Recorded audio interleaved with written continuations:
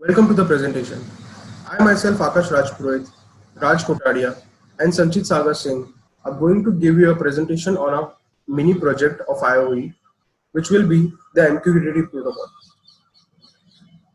We will give you a technical information about the MQTT protocol as well as demonstrate the simulation of MQTT protocol using Contiki OS and Kuja software. So let's get started. Now let's first start with introducing MQTT protocol. MQTT stands for Message Queuing Telemetry Protocol. It is a simple messaging protocol designed for constrained devices with low bandwidth. The protocol uses a publish-subscribe communication pattern, which makes it easy to send commands to control outputs, read and publish data from sensor nodes, and much more. The MQTT protocol is a good choice for wireless networks that experience varying levels of latency due to the occasional bandwidth constraints or unreliable connections. This protocol is used for machine-to-machine, that is M2M communication, and plays an important role in Internet of Things. Let's take a quick overview of what the MQTT protocol has. The protocol surrounds two subjects, that is a client and a broker. An MQTT broker is a server, while the clients are the connected devices. When a device or a client wants to send data to a server or a broker, it is called publish. When the operation is reversed, it is called subscribe. Now let's go through some basic concepts of MQTT protocol. First thing is the architecture that it follows, which is the pub-sub architecture or the publisher-subscriber model. In the publish and subscribe system, a device can publish a message to a topic, or it can be subscribed to a particular topic and receive messages. If you want to relate it to a real-world example, you subscribe to a particular YouTube channel, and whenever a video is posted on that channel, all the subscribers listening to that publisher gets the message. The same thing is happened using the MQTT protocol, which follows the same pub-sub architecture. Second is MQTT messages. These messages are the information that you want to exchange between your devices, whether it's a command or a data. MQTT topics. Topics are the way you register interest for incoming messages, or how you specify where you want to publish the message. And finally, the MQTT broker. The broker is primarily responsible for receiving all the messages, filtering those messages, decide who is interested in them, and then publishing those messages to the subscribed clients. Now let's see how MQTT works.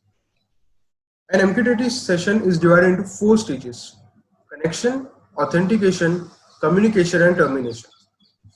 Let's go one by one in each of these stages. So the first stage, which is connection. The client starts to create a TCP/IP connection to the broker by using either a standard port or a custom port defined by the broker's operation. Authentication phase. During the SSL-TLS handshake, the client validates the server certificate and authenticates the server. The client may also provide a client certificate to the broker during this handshake. The broker can use this to authenticate the client. Next is the communication phase. During the communication phase, a client can perform publish, subscribe, unsubscribe, and ping operations. The public operation sends a binary block of data, that is the content, to a topic that is defined by the publisher.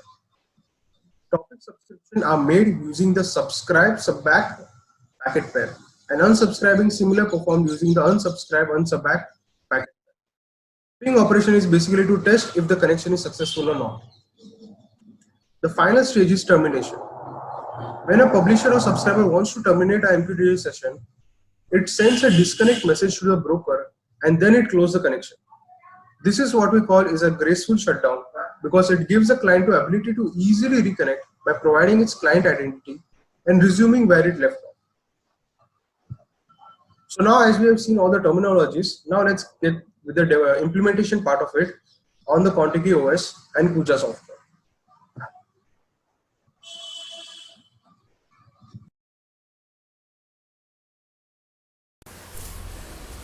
So now let's start with a demonstration of our project. So we have used Contiki version 3.0, which is the latest release in the year 2015, and we are using VirtualBox for our VM setup. Now we will start the VM, and we have already loaded the Contiki OS to it. The OS creates a sample user for us called Instant Contiki, and the password is user, so we'll just use that user to log into the system. Now, first thing we have to start the Contiki. First, we have to start the Kuja software. So we'll head over to the files in the Contiki tools and in the Kuja folder. Now we will use a program called Ant, which is a Java-based program which is used to run the Kuja simulation. So we'll start the program typing Ant run.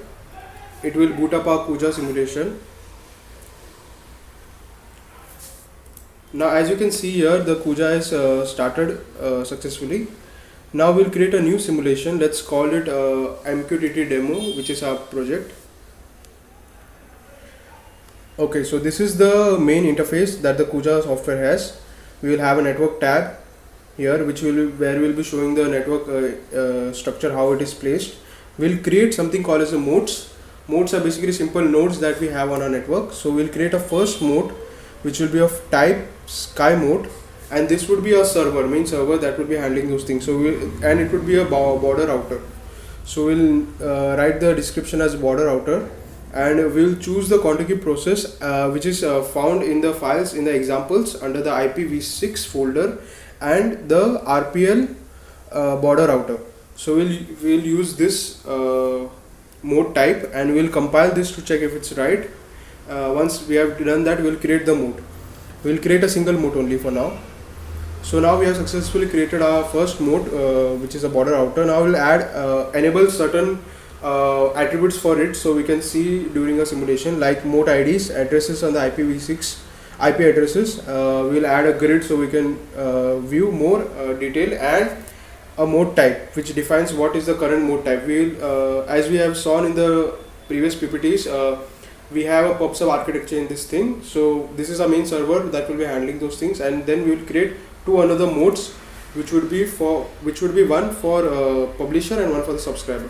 So now let's first create another mode of the same type, sky mode, and this time this would be a publisher mode. Now for this we will use the package which we have already downloaded here. It's MQTT SN Contiki, and in this we will find a file called main.core, which has the publisher as well as a subscriber code written in it. So we'll compile and create one publisher first. As you can see that we have added another mode into this network, that is publisher, which is currently not in the range of the our main server, so we will try to put it in the same range. Now as you can see, the publisher and the main server are in the radius which brings them in the same network. So with the help of this, we will be able to connect both of them in the network. Now let's add another mode, which will be a final mode, that would be a subscriber. So we'll create a subscriber. It will contain the same main core file, and we'll add this to the network interface as well. Now one thing about this interfacing is that we don't need to add a subscriber directly into the radius of the server. The subscriber can be in the radius of the publisher as well. Even though it is not in direct connection with the server, it would still be able to have a connection with the entire system. So that is a good part about MQTT. Now as you can see, we have added the subscriber which is in the radius of the publisher, not the server. So this is a basic setup that we have created. Now let's follow up the next steps, which is we will start another terminal.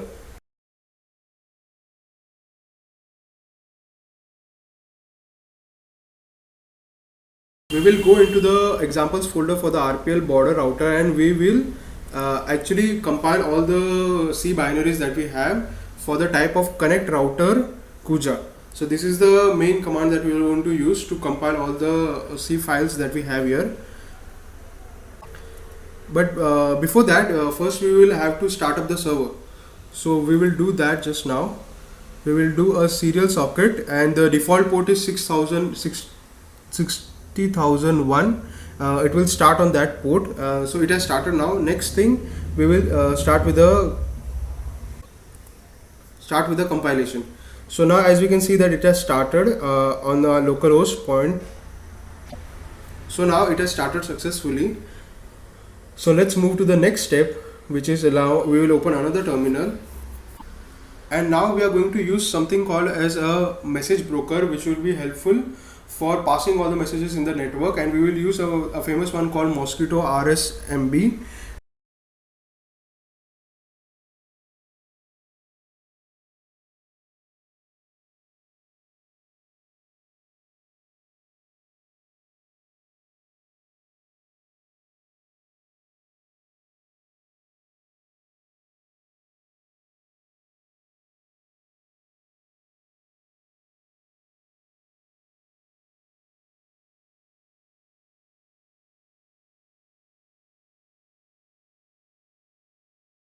What it will do is it will start the Mosquitto with the configuration file that we had fed, which was config.mqtt, and it will start listening on the ports 1883 and 1884. These are the MQTT protocols that will get started and start listening to that thing.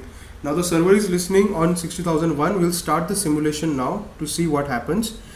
Now as you can see, it made a connection with the publisher first and then to the subscriber, and in the logs we can see that the connection was successful. It registered properly, and now the entire simulation shows us that the server got connected with the publisher. Now the publisher is connected with the subscriber. So any messages that goes to a publisher, the subscriber listening to that publisher will get those messages with the MQTT protocol.